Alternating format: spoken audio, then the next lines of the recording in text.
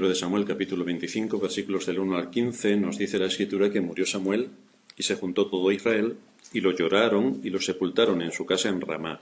Y se levantó David y se fue al desierto de Parán. Y en Maón había un hombre que tenía su hacienda en Carmel, el cual era muy rico y tenía 3000 ovejas y 1000 cabras. Y aconteció que estaba esquilando sus ovejas en Carmel. Y aquel varón se llamaba Nabal, y su mujer Abigail. Era aquella mujer de buen entendimiento y de hermosa apariencia, pero el hombre era duro y de malas obras, y era del linaje de Caleb. Y oyó David en el desierto que Nabal esquilaba sus ovejas. Entonces envió David 10 jóvenes y les dijo: Subid a Carmel e id a Nabal y saludadle en mi nombre, y decidle así: sea paz a ti y paz a tu familia y paz a todo cuanto tienes. He sabido que tienes esquiladores. Ahora tus pastores han estado con nosotros. No les tratamos mal, ni les faltó nada en todo el tiempo que han estado en Carmel. Pregunta a tus criados y ellos te lo dirán. Hallen por tanto a estos jóvenes gracia en tus ojos, porque hemos venido en buen día. Te ruego que des lo que tuvieres a mano a tus siervos y a tu hijo David. Cuando llegaron los jóvenes enviados por David, dijeron a Nabal todas estas palabras en nombre de David y callaron. Y Nabal respondió a los jóvenes enviados por David y dijo: ¿Quién es David? ¿Y quién es el hijo de Isaí? Muchos siervos hay hoy que huyen de sus señores. ¿He de tomar yo ahora mi pan, mi agua y la carne que he preparado para mis esquiladores y darla a hombres que no sé de dónde son? Y los jóvenes que había enviado David se volvieron por su camino y vinieron y dijeron a David todas estas palabras. Entonces David dijo a sus hombres: Cíñase cada uno su espada. Y se ciñó cada uno su espada, y también David se ciñó su espada, y subieron tras David como 400 hombres, y dejaron 200 con el bagaje. Pero uno de los criados dio aviso a Abigail, mujer de Nabal, diciendo: He aquí David envió mensajeros del desierto que saludasen a nuestro amo, y él los ha zaherido. Y aquellos hombres han sido muy buenos con nosotros, y nunca nos trataron mal, ni nos faltó nada en todo el tiempo que anduvimos con ellos, cuando estábamos en el campo.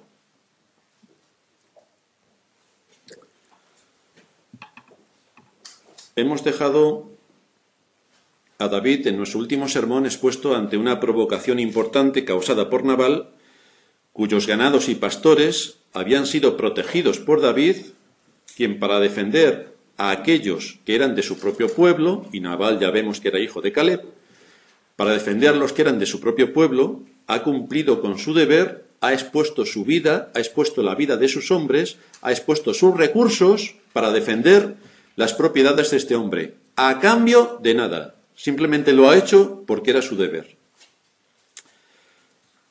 Una de las personas cuyas propiedades había defendido de las incursiones filisteas era este hombre Nabal. Ya estuvimos viendo que Nabal significa necio.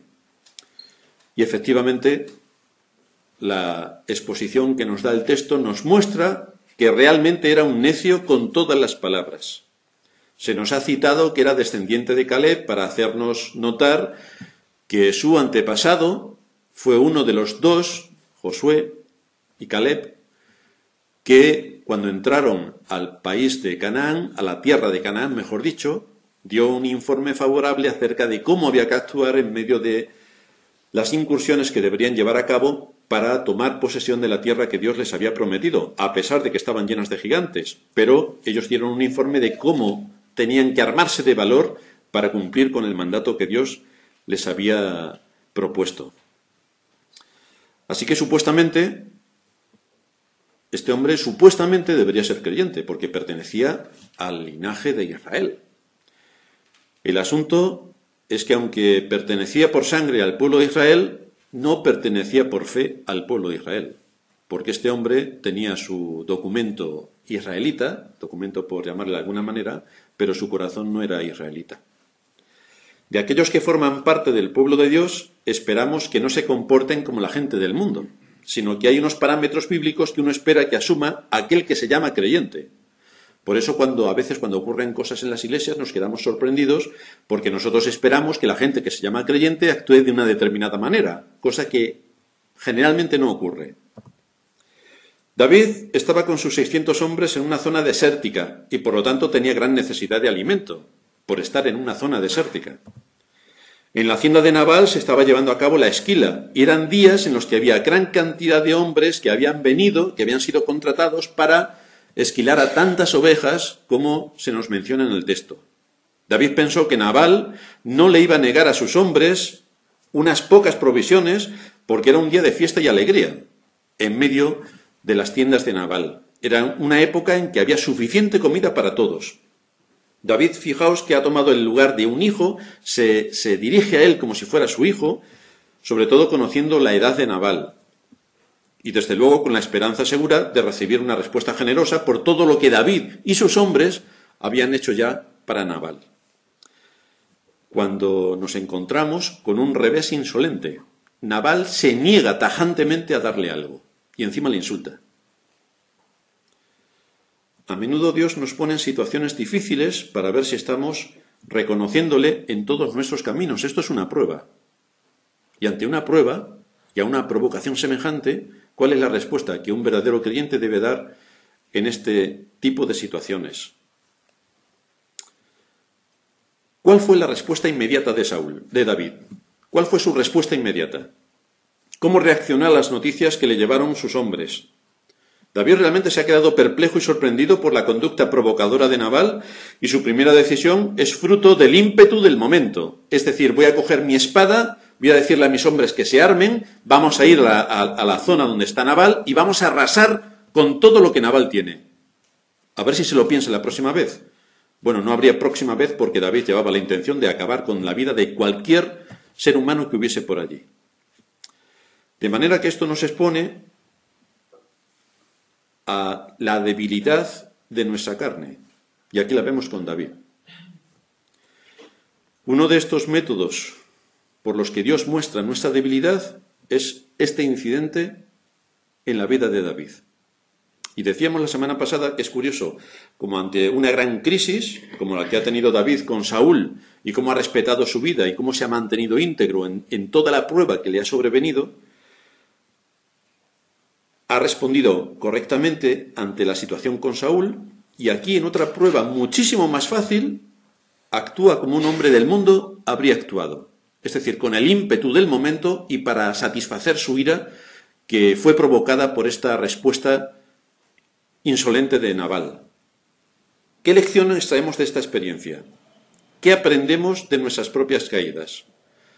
Decíamos para finalizar nuestro sermón la semana pasada que la respuesta es que sin Cristo nada podemos hacer, ni podemos hacer grandes cosas, y ahí sí que dependemos siempre de Cristo y estamos en continua comunión con Él, y cuando nos olvidamos de las pequeñas cosas, nos ha barrido el maligno, porque creemos que para las pequeñas cosas somos suficientes, y resulta que tampoco.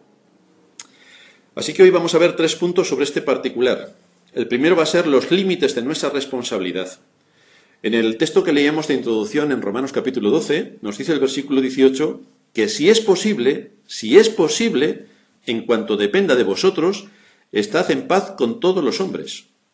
Si es posible, porque hay veces que no es posible, pero si es posible, entonces no nos está diciendo el texto que siempre tenemos que estar en paz con todos los hombres, que siempre tenemos que ser los buenos de la película. Entiéndase, tontos. Esto no es lo que dice el texto. Dice, si es posible, así que se nos llama a ser pacificadores, a mantener la unidad en medio del pueblo de Dios principalmente, pero también con la sociedad en la que nos ha tocado vivir, en el entorno donde nos movemos. Si es posible, tenemos que mantener la paz. Así que en primer lugar vemos cómo la fe cristiana nunca persigue algo imposible. No es imposible lo que nos muestra la Escritura. Tenemos que ver cómo se aplican las Escrituras a nuestras situaciones particulares. No se nos manda a hacer algo que esté en contra de nuestras posibilidades o que sea inalcanzable. Vamos a acabar con la guerra en Siria. Bueno, pues para nosotros es inalcanzable, no podemos hacerlo. Para nosotros es imposible, para nosotros. Pero hay otros entornos donde para nosotros sí es posible. Y a eso se refiere en nuestro texto. Si es posible, el apóstol no nos dice que mantengamos la paz a toda costa. No dice que cedamos a todo para que haya paz. No dice que nos dejemos pisotear. No dice que se aprovechen otros de nosotros. No dice que admitamos todo tipo de abusos para mantener la paz. No, porque hay situaciones y circunstancias en que la paz no es posible. Y cuando no es posible, no es posible. En segundo lugar, en cuanto dependa de nosotros, quiere decir que nosotros no seamos los causantes de generar el problema, de generarlo, de provocarlo, que nosotros no seamos los causantes. En este sentido, no quiere decir, nuevamente, que siempre cedamos y que siempre digamos sí a todo. Qué buen cristiano es este hermano, ¿eh? Que digamos lo que le digamos, siempre dice que sí. Le dicen algo sus vecinos, sus compañeros de trabajo, siempre dice sí. Esto en nuestro entorno, en el entorno religioso, es considerado como que es una buena persona. Este es el concepto de cristiano que tiene el mundo y que muchos cristianos tienen incluso de sí mismos, que son buenos, porque a todo dicen sí. Fijaos lo que dice el Señor, Lucas 6:26. Ay de vosotros cuando todos los hombres hablen bien de vosotros, porque así hacían sus padres con los falsos profetas. Es decir, que hay una categoría de personas que se consideran muy cristianos y muy buenos porque a todo lo que les rodea dicen sí. A todo. Y claro, son buenísimos, efectivamente. Pero no es lo que el Señor, ni lo que la palabra de Dios entiende. Dice Hendriksen comentando este texto, lo que Jesús está diciendo equivale a esto. Cuando todos hablen bien de vosotros, debe ser porque vosotros aduláis o engañáis o sois serviles. Mal asunto. Pensad en Absalón, un texto que viene en el segundo libro de Samuel, capítulo 15. Pensad en Absalón, que trató de congraciarse con todos, pero no era sincero, se ponía a la entrada de la ciudad para quitarle la autoridad a su padre. Ven a mí, que yo te voy a... O sea, todo lo que me expongas te voy a decir que sí, que llevas la razón en todo. Ojo. Pero lo único que buscaba era su propio honor y su propia gloria. Era semejante a un falso profeta, dice Hendriksen. Por cierto, estos hombres por un tiempo se complacieron con el favor de la gente. Los antepasados de aquellos engañadores que ahora eran contemporáneos de Cristo. Cuando todos los hombres hablen bien de vosotros, debe de haber algo malo en vosotros. No estáis tomando una posición de respaldo a la verdad, por eso hablan bien de vosotros. Vosotros no estáis siendo de bendición, por eso hablan bien de vosotros. Estáis cavando vuestro propio sepulcro, por eso hablan bien de vosotros. La noción que tienen muchos cristianos es que por ser cristiano tienes que poner cara de bueno. Si es posible, poner siempre el icono que viene en los WhatsApp, que tiene un redondelito encima, como los católicos también. Eso es ser bueno. Admitir incluso cosas que son contrarias a la palabra de Dios para que la gente vea que eres un buen cristiano. Si puedes poner la voz así modulada, muy femenina, mejor. Así eres más cristiano. ¡Qué bien! Si tu entorno solo reconoce en ti que eres muy bueno porque dices a todo que sí, tienes el problema al que hace alusión el Señor en este texto. Es decir, eres un falso cristiano. Eres un falso cristiano.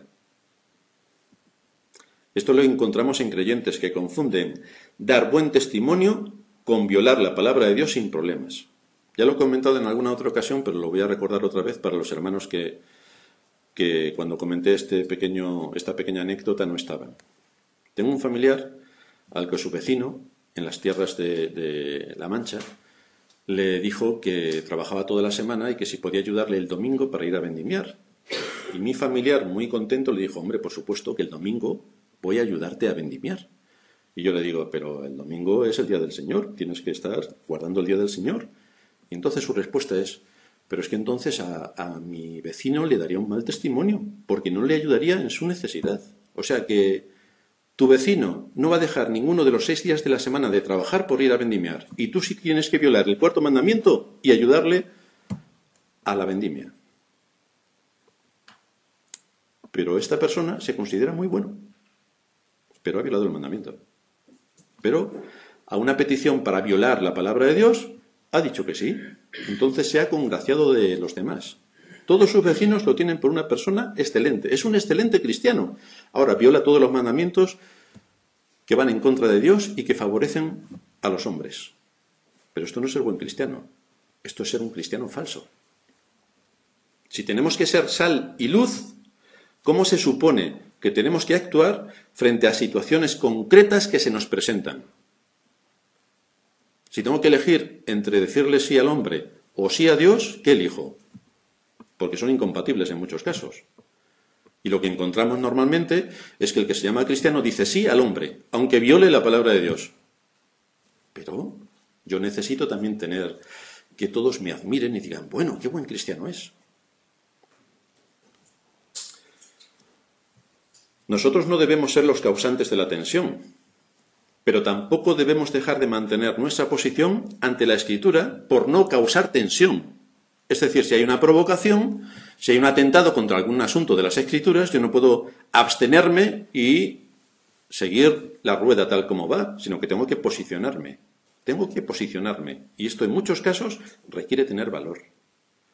Por esto Pablo dice, si depende de ti, dentro de los límites razonables, tienes que estar en paz con todos, si depende de ti. Es decir, no seas una persona que genera violencia, que provoca situaciones de ira, que da pie a que se inicie una contienda. No seas tú el que lidere esas cosas. Ahora, si alguien lo lidera y destruye la paz, la unidad o la verdad, un momento, que entonces sí que se va a enfrentar a un problema. De hecho, los cristianos somos llamados a no tener un más alto concepto de nosotros del que debemos, como nos enseña Pablo en este capítulo 12 de Romanos. A preocuparnos por los que pasan necesidad, a llorar con los que lloran, a ser compasivos, a ser misericordiosos. Es lo que David está haciendo con el ganado y con los pastores de Nabal. Los ha cuidado, ha tenido compasión de ellos, les ha protegido de los enemigos, de las incursiones filisteas, ha defendido sus rebaños, ha defendido la vida de sus pastores. Son esas virtudes que tenemos que practicar. Así que practicando todas esas virtudes, ninguno de nosotros generará situaciones de violencia, ninguno. Ahora bien, en lo que no depende de nosotros, no podemos tolerar los abusos, ni ir en contra de lo que Dios determina con claridad en su palabra. Y es entonces cuando debemos de marcar los límites a partir de los cuales no se puede pasar. Decir que porque somos creyentes no vamos a la guerra y somos pacifistas es una enseñanza que no está en la Escritura. Es completamente falso. La Escritura habla de pacificadores, no de pacifistas, que es bien distinto. Pacificar, apaciguar, pero no ser pacifista, eso es otra cosa. Sin justicia no hay paz. Y aplicar la justicia en muchos casos genera situaciones tensas, genera conflictos, y en la sociedad civil incluso genera guerras. Pero esto es lo que hay que imponer, la justicia. Así que debemos de discernir con precisión en cada caso. En el caso que nos ocupa, ¿puede tomar David, en este caso, la espada en su mano, armar a sus hombres para acabar con todo lo que Nabal tiene, incluida su vida? ¿Esta es la respuesta que se espera? Porque evidentemente hay que dar una respuesta. ¿Pero es esta la respuesta? En segundo lugar, vamos a ver, por tanto, el contexto de este discernimiento que se reclama a los creyentes. ¿Cuál es el contexto del discernimiento? Dice Pablo en Romanos 12:17, no paguéis a nadie mal por mal, procurad lo bueno delante de todos los hombres. Si es posible, en cuanto dependa de vosotros, estad en paz con todos los hombres. No os venguéis vosotros mismos, amados míos, sino dejad lugar a la ira de Dios, porque escrito está, mía es la venganza, yo pagaré, dice el Señor. Así que en estos versículos vemos dos situaciones opuestas.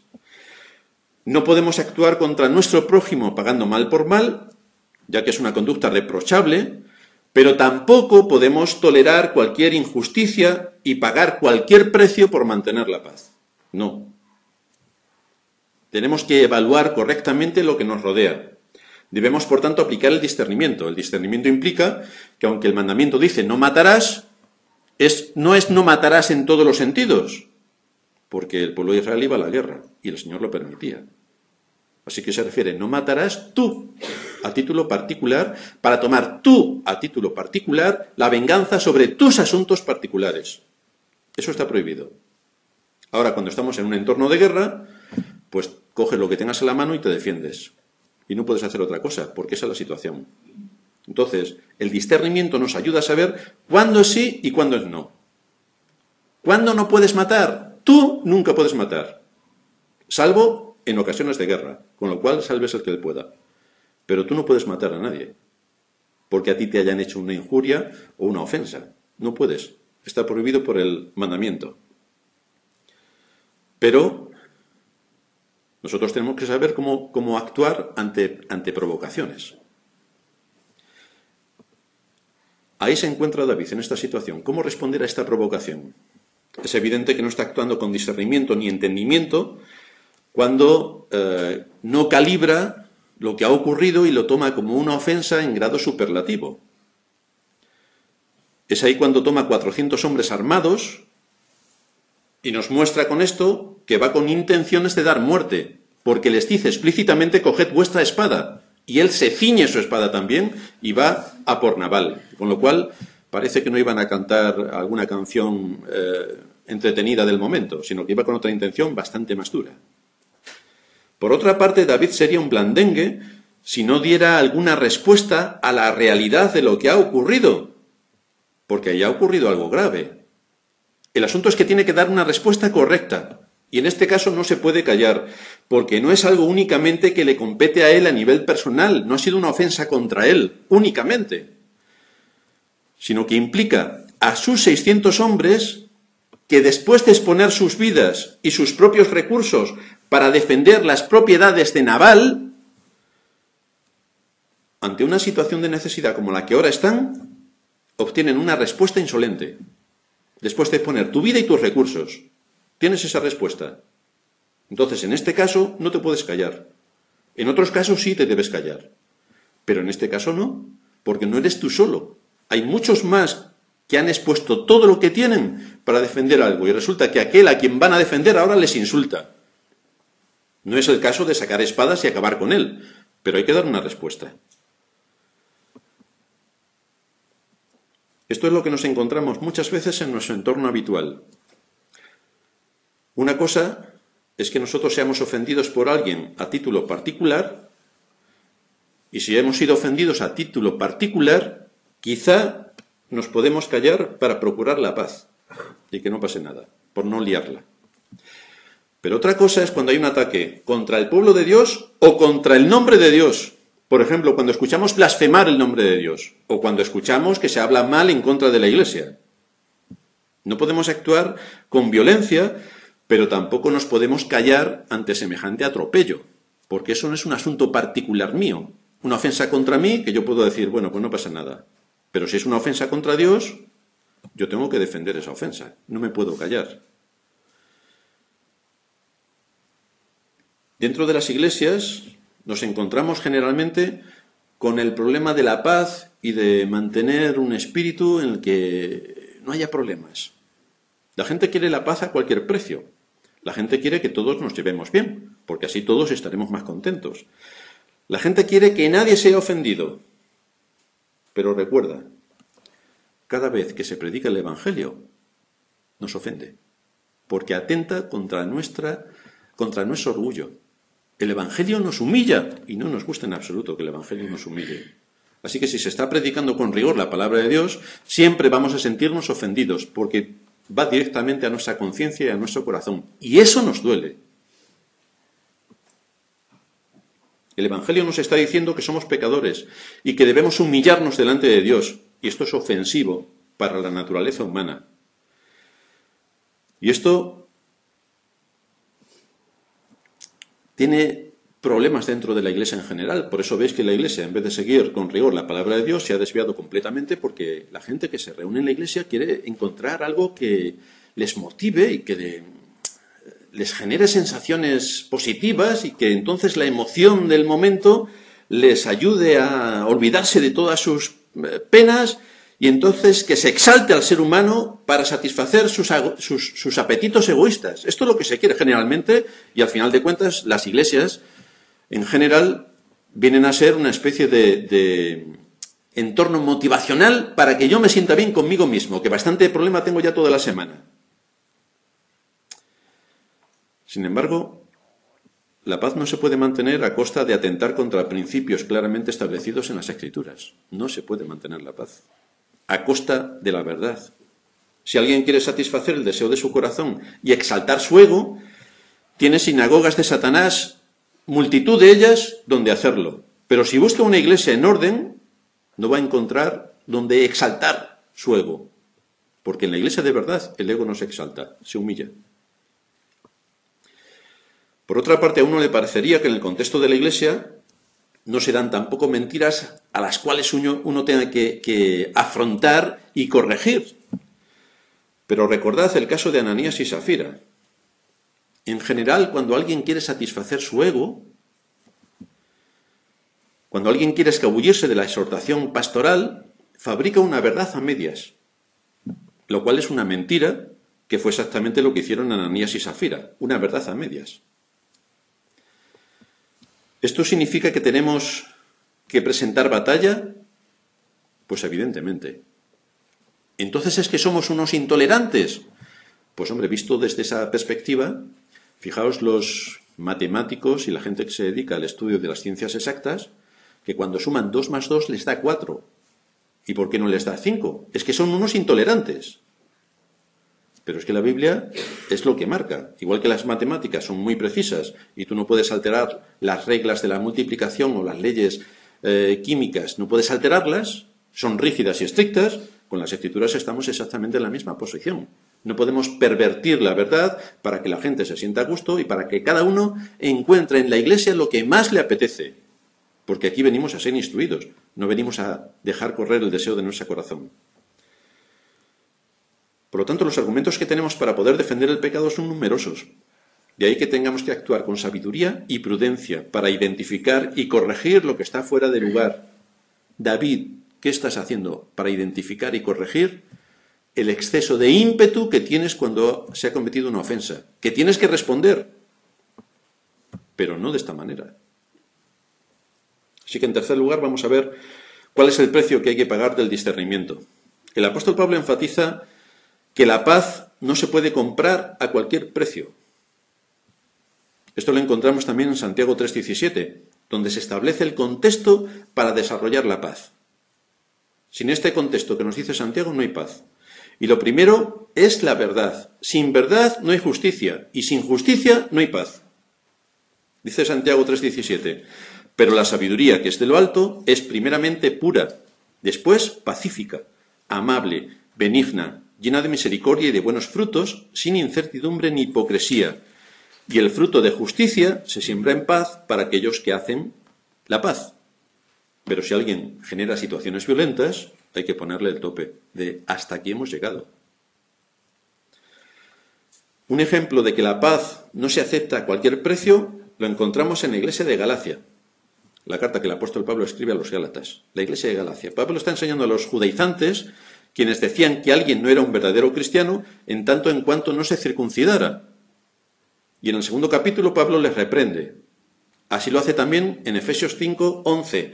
Pablo no se calla ante asuntos que son reprochables. No, rápidamente pone el freno ante la deriva que pueden tomar las cosas dentro de la iglesia para que cada uno haga lo que quiera y así todos están contentos. Pues no. Pablo dice, no participéis en las obras infructuosas de las tinieblas, sino más bien reprendedlas.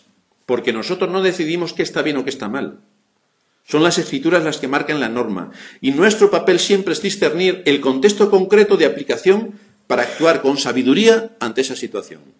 ¿David está actuando con sabiduría? Esta es la pregunta que subyace en el fondo de toda la situación. ¿Está actuando David con sabiduría al armar a sus hombres y armarse a sí mismo para acabar con Nabal por la ofensa que ha hecho contra ellos? No debemos olvidar que nuestro único compromiso es con la verdad a pesar de las consecuencias que conlleve. Pero tenemos que mantener con firmeza los asuntos que son coherentes con las enseñanzas bíblicas. Y esto tiene un alto precio que vamos a pagar. Con mucho amor pero sin vacilar no nos podemos callar ante las provocaciones. Si es ante nosotros a nivel particular nos podemos callar. Si están incluidas muchas más personas, como es el caso de David y sus hombres, que expusieron su vida y sus recursos, no te puedes callar ante una provocación. Si está en juego el nombre de Dios y su honra, no te puedes callar ante una provocación, porque si no eres un cobarde. Esto va a provocar enfrentamientos.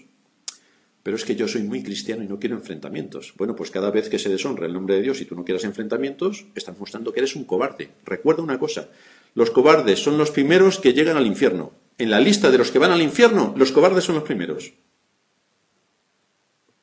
No puedes ser un cobarde. Cuando se atenta a la Iglesia verdadera o se atenta contra el nombre de Dios, tú debes defender la posición. ¿Vas a tener problemas? Por supuesto. ¿Vas a tener tensión y situaciones de conflicto? Por supuesto.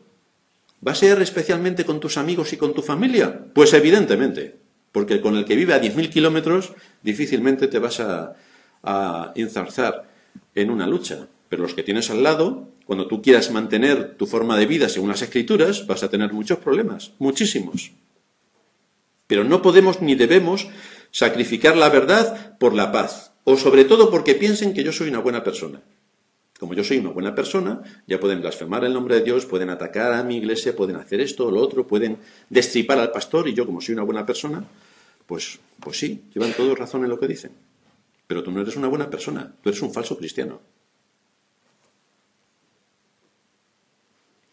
Tanto en la esfera de los asuntos doctrinales en la Iglesia, donde se manifiesta la unidad del cuerpo de Cristo, como en la esfera de los asuntos políticos y sociales, que lo tenemos que hacer a título personal, estamos comprometidos con la verdad de las Escrituras.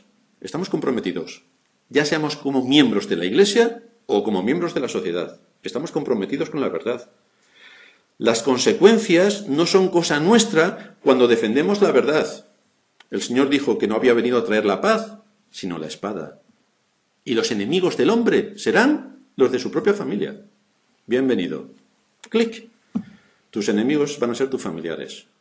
Porque tú vas a decir, es que el domingo es el día del Señor. Pero es que tenemos una fiesta de cumpleaños. Pero es que tienes 6 días para la fiesta de cumpleaños. ¿Tú por qué no dejas de trabajar y celebramos tu cumpleaños? Y lo tienes que celebrar el domingo a las 11 de la mañana. Es que viene una visita que no había visto mi cuñado, que no lo había visto en 5 años y tengo que ir a recoger el aeropuerto. Pues que tu cuñado se venga el sábado o el lunes por la noche. ¿Por qué no viene el día que a él le viene mal? Y tiene que venir el día que rompe el día del Señor. Y nosotros, que somos muy buenos cristianos, accedemos a todo esto. Qué buenos cristianos somos. Es genial. Un aplauso para nosotros. Al precio de la paz, al precio de no querer problemas, la verdad se sacrifica. Y el culto a Dios se pervierte. Y quedan las iglesias entonces a expensas de los gustos y de los intereses de cada cual, lo cual demuestra que son sinagogas de Satanás, en vez de ser columna y baluarte de la verdad, porque defender la verdad requiere un sacrificio. Bienvenidos. Esto es lo que enseña la Escritura. Dice el apóstol que debemos contender por la verdad dada una vez a los santos. Y esto significa que en muchos casos nos tendremos que enfrentar a situaciones incómodas. Claro, si tenemos familias católicas, hoy voy a bautizar a mi hija. Estupendo. Y tú tienes que estar, claro, porque eres mi familia. ¿Y luego qué hacemos? Son situaciones que se dan. Entonces, ¿qué hacemos? Nos dice la Escritura, compra la verdad y no la vendas. Por eso nos dice Pablo, si es posible, en cuanto dependa de vosotros, estad en paz con todos los hombres. Pero hay cosas en las que uno no puede entrar, por guardar el principio bíblico, y esto te va a crear confrontación y enemistad con los tuyos. Pues así es.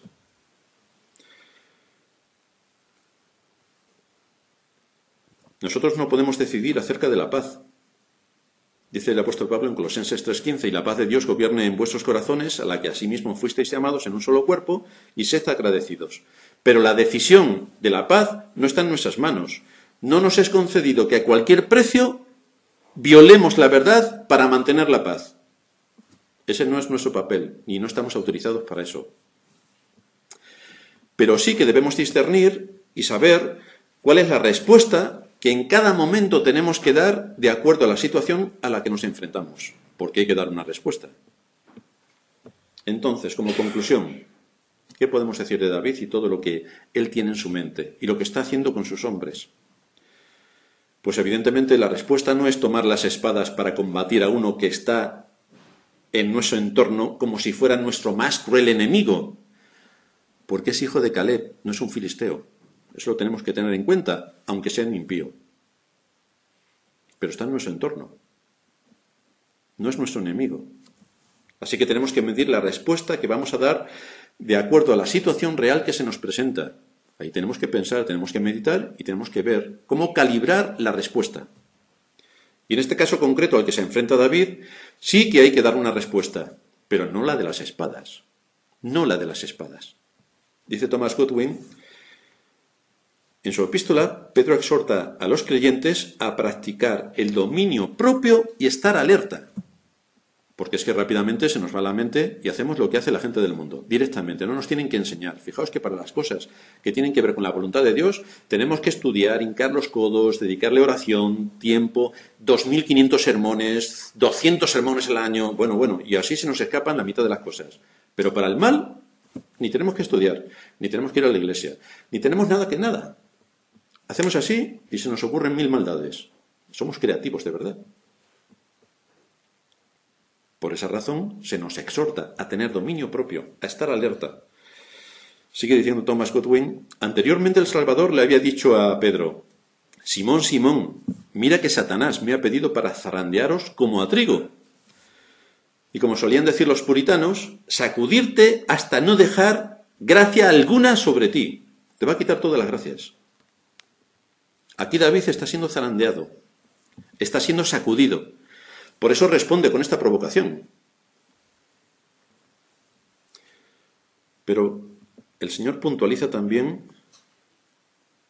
en la carta de Pedro, cuando dice, tu enemigo el diablo ronda como león rugiente buscando a quien devorar. Por lo tanto, son ataques que tenemos continuamente. Ataques que se evidencian incluso con las cosas pequeñas. Pero ante este ataque, el Señor alentó a Pedro y nos alienta a todos nosotros cuando le dice, pero yo he orado por ti para que tu fe no falte. Así que tenemos también la promesa del Señor de que estará orando continuamente por su pueblo. Pero nosotros tenemos que ejercer las capacidades que nos son propias. El dominio propio es algo que se ejercita, no nos viene por arte de magia, hay que ejercitarlo. La obra asignada al cristiano como rey es la de gobernarse a sí mismo. Dice el libro de Proverbios, más vale ser paciente que valiente, más vale dominarse a sí mismo que conquistar una ciudad. ¡He conquistado una ciudad! Como Alejandro Magno, que conquistó todo lo que era el imperio griego y mató a todos los que eran sus segundos. Genial. No se supo contener a sí mismo. Su soberbia era tal que incluso a sus capitanes los mató. Como rey, dice Godwin, el cristiano está llamado a mortificar su propia carne, a resistir al diablo, a disciplinar su temperamento, a someter sus deseos y a traer cautivo todo pensamiento en obediencia a Cristo. Es una tarea de toda la vida, el dominio propio. Esto es algo que David debe recordar y es algo que cada uno de nosotros debe recordar. Y sigue diciendo Thomas Godwin, tampoco puede el cristiano cumplir esta tarea con sus propias fuerzas. Es su deber buscar ayuda de arriba. Su responsabilidad es dejar que la palabra de Dios moldee su razón y su conciencia, y que ambos gobiernen sus deseos de tal manera que su voluntad esté sujeta a Dios. Se le requiere que someta sus deseos y regule sus afectos. Y aquí lo que está haciendo David es dejar sus deseos completamente impulsivos. Los cristianos se entrenan con mucha disciplina, dice Pablo.